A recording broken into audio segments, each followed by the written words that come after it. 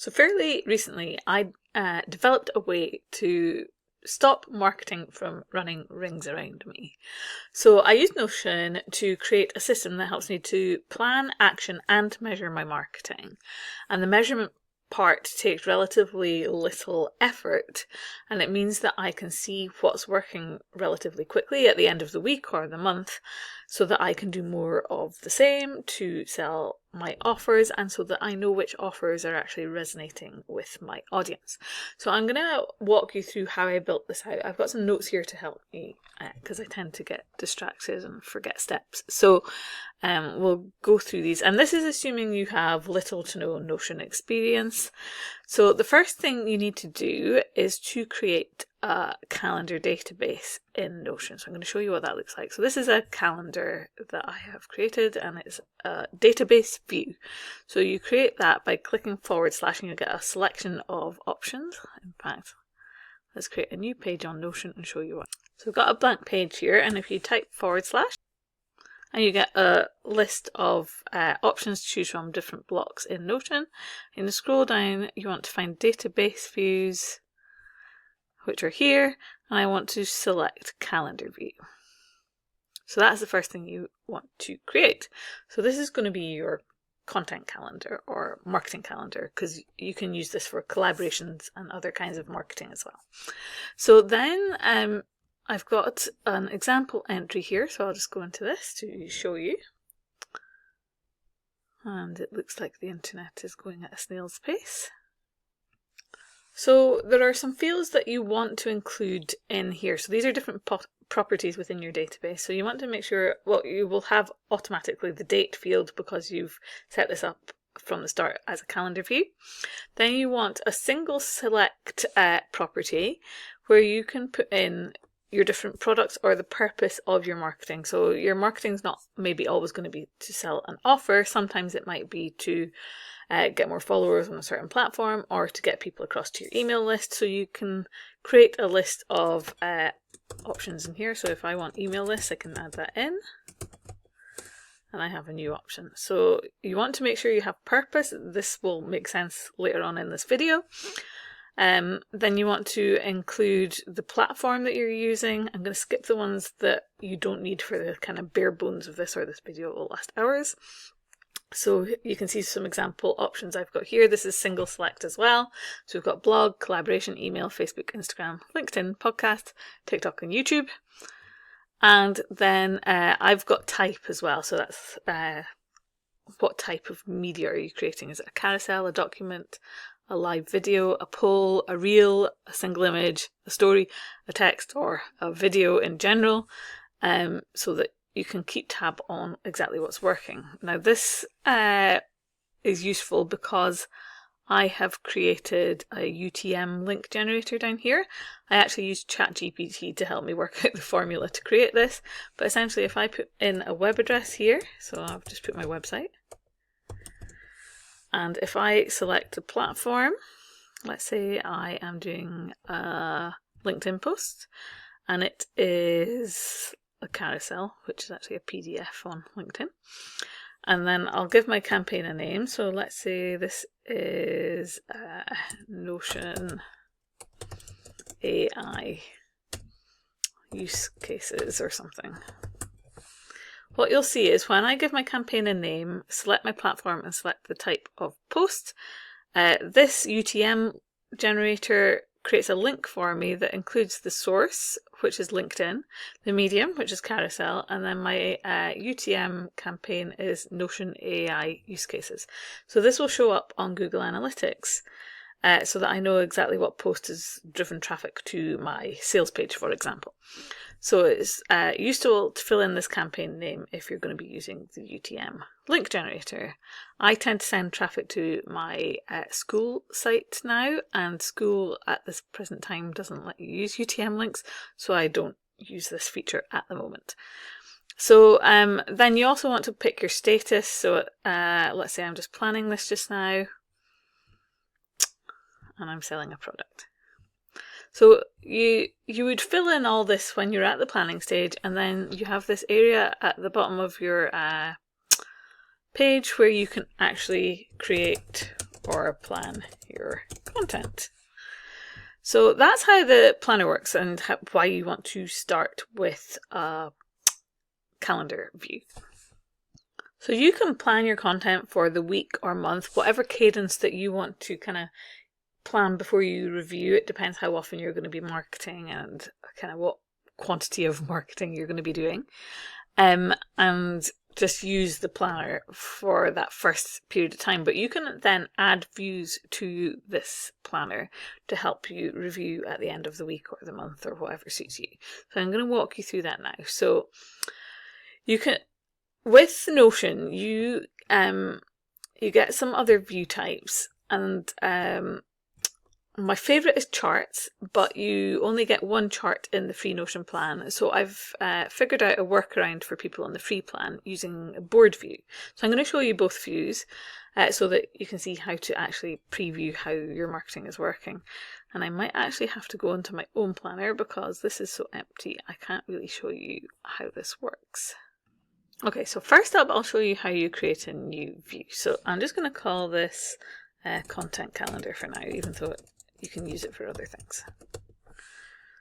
Okay, and we can click the plus here to add a new view. So we can create a chart view if you have paid Notion, or this is the first chart you've ever created in Notion. And we'll give it a name, so we'll just call this marketing by product. And then we want to choose what kind of chart. So for now, I'll just choose a bar chart. And we want to choose what we want to show by. Now, I've not created all my sections yet, so I'm going to jump in here and show you how it's set up. So this is my version. So this is our marketing actions by product. And if I go into the settings, I've set this up to show on the x-axis by purpose. So the purpose includes products. So if you're trying to get followers or what product you're trying to sell. So I only select a product if I'm including a call to action so that I can track if people are responding to my content where I'm actually trying to push people through to a sales page. If I'm not, I would choose a different purpose like followers or to grow my email list or anything like that. So I'm sorting the x-axis by purpose, and my y-axis, what I'm showing is the count of how many entries are in my calendar. And obviously I can then filter this by date, and I can choose to see, if I go to is between, I can select August if I want to see what's been going on in August, and I can see exactly what marketing I've done in August. So that's how chart view works. So you want to sort by purpose along the x-axis and count along the y-axis so that you can see how many times you've taken a marketing action for each product. And then if you have charts, you can set up another chart.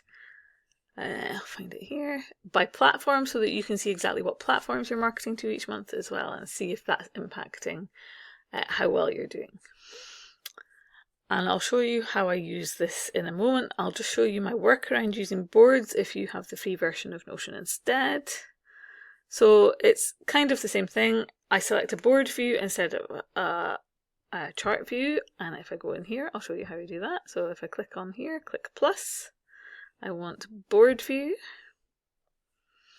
and I want to sort this again. If we're looking at the purpose version, I want to group by, and I would select purpose, but that's not filled out, so let's go here. Okay, it was half sticking off the screen. So I've got group by purpose, and I can see all the groups here. And then you want to, when you've got a board view set and it's grouped by each of your purposes, you want to click on this three dots at the top of one of your boards, and you want to make sure that the aggregation is showing. So mine says hide just now because I've got it showing, but see that number there disappeared. So if I click show aggregation, it shows it here. And if I click on it, again, I can select count. So I've got count all at the moment. And that's doing exactly the same thing as the chart does. It's totaling up how many entries you've got for that group. So for example, how many times I have tried to grow my followers in that month, how many times I've tried to send people to my membership, how many pieces of content, or how many marketing actions. So again, you can filter this by campaign date and select in exactly the same way between 1st and 31st, so that you just get the information for that month, so you can see at a glance what you have been marketing. So the reason this is helpful is at the end of the month, providing when you're creating your content, if I go into a piece of content from today that I shared, so this was a thread I shared, and you have to make sure that you remember to put your pieces of content into scheduled or published when they have gone out. And the reason for this is you only want to view things that have gone out when you're reviewing at the end of the month, not any content that you maybe planned and then you discarded or forgot about it partway through creation. And the reason for that is we want to then, at the end of the month, compare our product sales, and I might make a different video about this one day, how I input my sales data so that I compare it against my marketing data.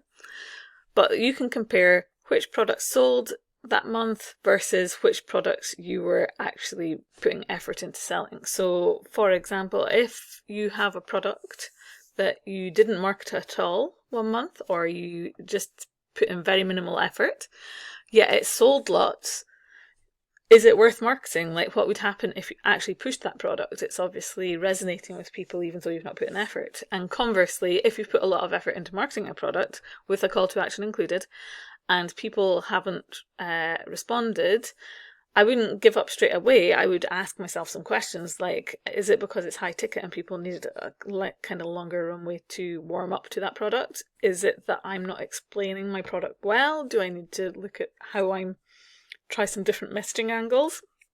And it just helps you to figure out what to do the following month to try and turn things around and to optimize how much money you've got coming in. So I've showed you the kind of views that you need and the properties to include to be able to do this and the logic behind it. But if you would like to get the pre-built template that you saw there, which includes the sales data database as well, then you can join my school community. It's called Notion for Online Business, and I'll leave a link to that in the description. As I record this, we're running a challenge where we're using this template for a week, and we're all going to measure together at the end of the week. But longer term, I'm not quite sure if it'll be free or paid. It's free right now, so just come and have a look. If it is paid, it won't be very much money. So come and have a look, and if you've got any questions, let me know in the comments.